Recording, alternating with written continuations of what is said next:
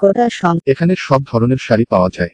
চোখ জুড়ানো ডিজাইন, সুতির sari, silk sari, georgette sari, কাতান শাড়ি, শিফন শাড়ি পেতে চাইলে চলে আসুন আমাদের দোকান। সংস্কার আন্দোলনের অবসানের ঘোষণা। কোটা সংস্কার আন্দোলন কর্মসূচি প্রত্যাহার করেছে বৈষম্য বিরোধী ছাত্র আন্দোলন।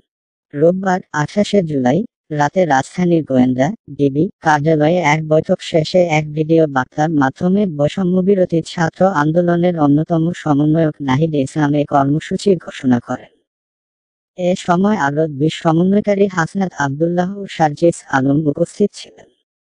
সহিংসতা ও অপ্রীতিকর ঘটনার নিন্দা জানিয়ে নাহিদ অনুকূল পরিবেশ নিশ্চিত করে সকল শিক্ষা প্রতিষ্ঠানের পুনরায় চালু করার জন্য সংশ্লিষ্ট কর্তৃপক্ষের প্রতি আহ্বান জানান।